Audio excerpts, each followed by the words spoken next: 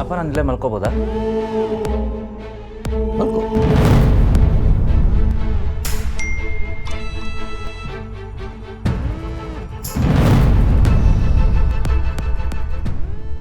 ನನ್ನ ಫೋನ್ಗೆ ಮೆಸೇಜ್ ಮಾಡಬೇಡಿ, ಫೋನ್ ಅಕ್ಕ ಹತ್ರ ಇದೆ. ಏನಾಯ್ತು? ಏನಿಲ್ಲ ಬಿಡಿ. ನಿತ್ಯ ಇಲ್ಲದೆ ಮನ್ಸಿಗೆ ಭಾಳ ಕಷ್ಟ ಆಗ್ತಾ ಇದೆಯಾ? ಇನ್ನು 2 ದಿನದಲ್ಲಿ ಬರ್ತಾಳೆ ಬಿಡು. ನಿಧಿ ಹೊಸ ಮನೆ ಹೇಗನ್ನಿಸ್ತು? ಚೆನ್ನಾಗಿದೆಯಾ? ಅದಕ್ಕೂ ಮುಂಚೆ ನೀವು ನಂಗೊಂದು ಉತ್ತರ ಕೊಡಿ. ನಿಧಿಗೋಸ್ಕರ ಮನೆ ತಗೊಳ್ಳೋದಕ್ಕೆ ನಿಮ್ಮ ಹತ್ರ ದುಡ್ಡು ಇಲ್ಲಿಂದ ಬಂತು? ನಿಮ್ಮ ಅಕೌಂಟಲ್ಲಿ ದುಡ್ಡು ಇರಲಿಲ್ಲ ಅಲ್ವಾ? ಇಷ್ಟೆಲ್ಲ ಮಾಡ್ತಿದ್ದೀರಲ್ಲ, ಏನು ನಿಮ್ಮ ಉದ್ದೇಶ?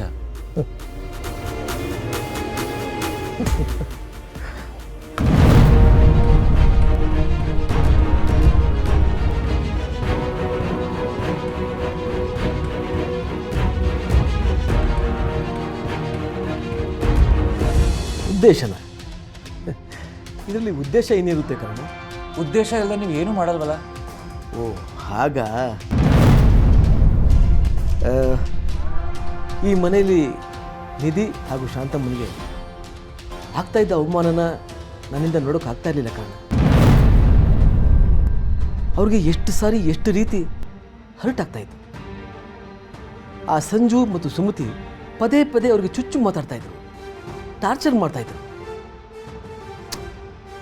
ಇದ್ಯಾಕೋ ನನಗೆ ಸಹಿಸೋಕ್ಕಾಗಲಿಲ್ಲ. ಇದನ್ನೆಲ್ಲ ನಾನು ಕಣ್ಣಾರೆ ನೋಡಿದ್ದೀನಿ. ನೀನು ನೋಡಿದ್ಯಲ್ಲಪ್ಪ ಅಲ್ವಾ? ನಿನ್ನ ಮತ್ತು ನಿತ್ಯ ಮುಖ ನೋಡಿಕೊಂಡು ಅವ್ರು ಎಷ್ಟೆಲ್ಲ ಸಹಿಸ್ಕೊಂಡಿದ್ರು ನಿನಗೆ ಗೊತ್ತಾ? ಅಂಥ ಮುಗ್ಧರಿಗೆ ಅನ್ಯಾಯ ಆಗ್ಬಾರ್ದಲ್ವಾ? ಅದಕ್ಕೋಸ್ಕರ ಹೊಸ ಮನೆ ತಕ್ಕೊಟ್ಟೆ.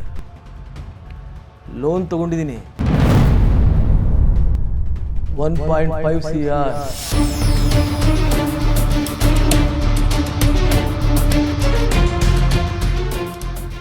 ಇದೆಲ್ಲ ಹೇಳೋದು ಚೆನ್ನಾಗಿದೆ, ಆದರೆ ಇಷ್ಟೇ ನಿಮ್ಮ ಉದ್ದೇಶ ಅಂತ ನಂಗೆ ಅನ್ನಿಸ್ತಾ ಇಲ್ಲ. ನಿಮ್ಗೇನೋ ಪ್ಲ್ಯಾನ್ ಇದೆ ಅಂತ ನಂಗೆ ಚೆನ್ನಾಗಿ ಗೊತ್ತು.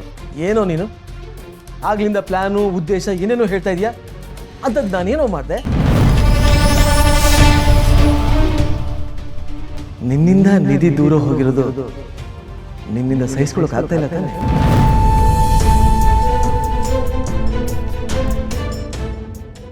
ಅಥವಾ ನಿತ್ಯ ಇಲ್ದಿರೋದು ಬೇಜಾರಾಗ್ತಾ ಇದೆಯಾ? ಯಾಕೆ ಮೌನ? ಹೇಳು, ಏನು ನಿಮ್ಮ ಪ್ಲ್ಯಾನು? ಪ್ಲ್ಯಾನ ಯಾವುದು? ಓಹ್, ನಿಧಿಗೆ ಹೊಸ ಮನೆ ಮಾಡಿಕೊಟ್ಟಿದ್ದ? ಹೌದೌದು, ಅದು ನಂದೇ ಪ್ಲ್ಯಾನು. ಉದ್ದೇಶ ಒಳ್ಳೇದಿದ್ದಾಗ ಯಾರು ಬಂದು ನನಗೆ ಪ್ರಶ್ನೆ ಮಾಡಿದ್ರು ನಾನು ಧೈರ್ಯವಾಗಿ ಉತ್ತರ ಕೊಡ್ತೀನಿ. ಆ ದೇವರೇ ಬಂದು ಈಗ ಹೇಳು, ನಾನು ಮಾಡಿರೋದ್ರಲ್ಲಿ ತಪ್ಪೇನಿದೆ? ನಿಧಿನೇ ಒಪ್ಕೊಂಡಿದ್ರಳಲ್ಲೋ ನಾನು ಮಾಡಿದ್ದು ಸರಿ ಅಂತ. ಅದು ಒಂದೇ.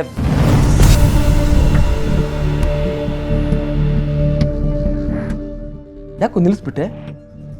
ಹೇಳು. ಏನಿಲ್ಲ ಬಿಡಿ, ಟೈಮ್ ಬಂದಾಗ ಕೇಳ್ತೀನಿ.